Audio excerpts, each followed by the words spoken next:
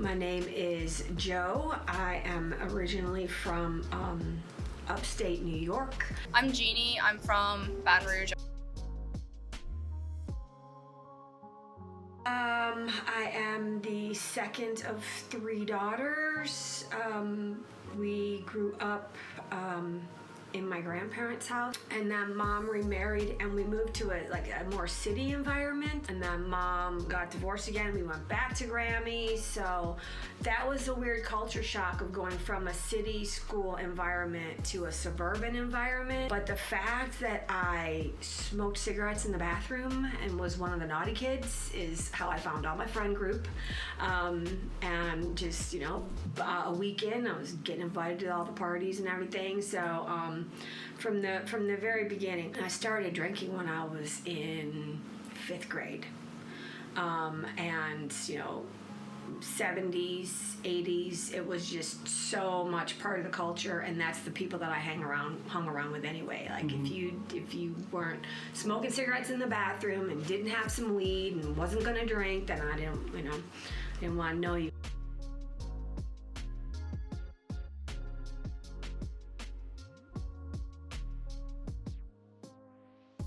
I grew up, my parents are upper middle class, both my parents are lawyers and stuff like that. And I grew up, had a weird upbringing. But my mom's also drunk. She would black out, and she doesn't remember any of this, like the torment and hatred and abuse she would call. All I did was walk on eggshells in home. My home didn't feel like a home. So my high school, I spent a lot of time either throwing the parties or at somebody's house doing a drug party, basically. And so my safety net was more like, my friends are coming over, I'm going to get fucking blackout drunk. Oh, this guy's coming over, he has fucking pills. I'm going to use a lot of fucking pills. Because I just could not cope with being in, I felt like this shy little girl who couldn't do anything without under, an influence of anything.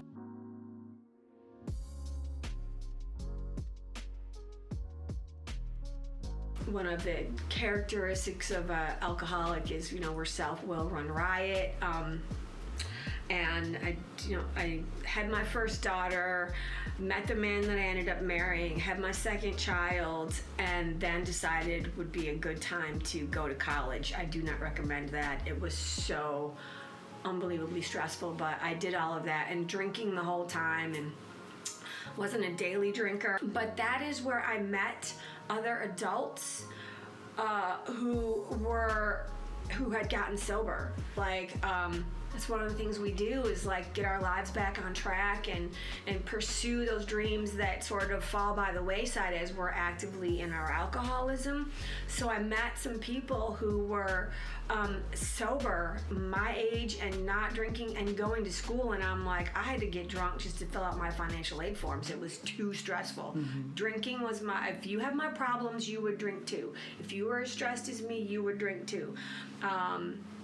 I just finished midterms. I get to go celebrate and drink. So the idea that I could pursue these life goals and deal with stress without having to medicate and anesthetize myself just was amazing to me. It was just really incredible to me.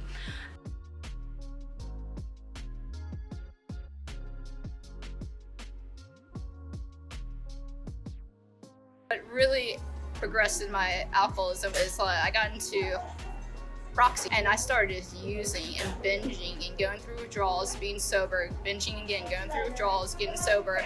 And this is when I got into heavy, this is my first year of college. I was allowed to do whatever I wanted as long as I maintained certain things. I was like, I'm gonna do my work, then get super fucked up. And so I proceeded to do that. Well, I ran out of money. Here I was, this broke, I was living with my boyfriend, just feeling completely lost.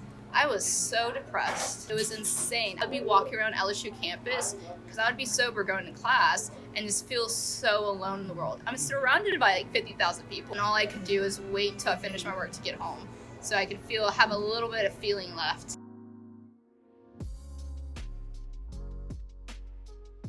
My parents are very much like, all right, we gave you enough room, rope to hang yourself. You fucking hang yourself, now deal with the damn consequences. And so they sent me off to this IOP treatment center. I kind of got some clarity 3 weeks in of being sober. And then later on in couple months, I relapsed a couple times drinking.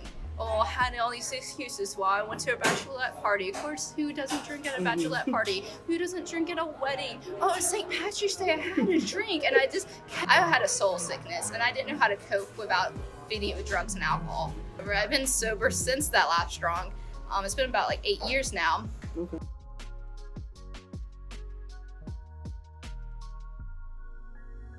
I got to the point where it was glaringly obvious to everybody that I was not going to be a responsible adult, despite being very successful in the greater world.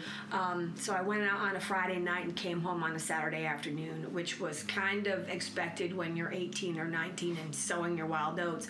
But I was 31 and married with children, and I had responsibilities that I was completely ignoring. So I got confronted and I agreed to go to treatment. And I was told in no uncertain terms that treatment is time limited. You can go for an extended period of time. There's all manner of services available so that you can be supported for an extended period of time, but eventually that runs out. But I will be an alcoholic for the rest of my life. So I need something that I can attach to and find support from for the rest of my life in some manner, and that's what Alcoholics Anonymous does for me. Nobody in Alcoholics Anonymous will tell you whether or not you're an alcoholic.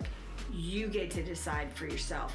Nobody will tell you that you are a member or not a member. You get to decide that for yourself. It's 100% completely voluntary. The home group that I participated in for 14 years of my sobriety before I moved, also would do all the announcements and then break, and they would have a first step meeting in the other room. I went to that every Wednesday for 3 months, so I could really hear people specifically talk about the first step. Because if I do not believe that I'm powerless over alcohol, if I do not believe that it is making my life unmanageable, there's no way I'm going to do the rest of the steps. It goes counter to my basic nature.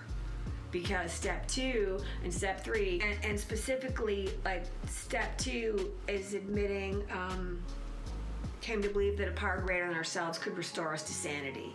So by the time I got to 2, I'm like, wait a minute, I came here to get better, and already I'm powerless, unmanageable, and you're telling me I'm crazy. And they're like, it's not about your feelings, honey. It's like it's about doing. Do different and you will feel different.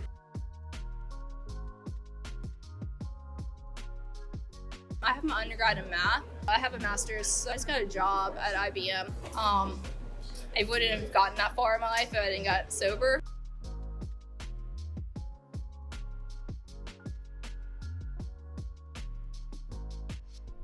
I actually am the office manager for the Alcoholics Anonymous Central Office. Our funding is like 50% voluntary donations and 50% from sales. So I have this very weird hybrid of retail and office manager is my actual job. Prior to that, I was a substance abuse counselor for 17 years. I've retreated from the front lines of alcoholism to the supply lines, and I'm still helping people stay sober, but I don't have to do any charting anymore.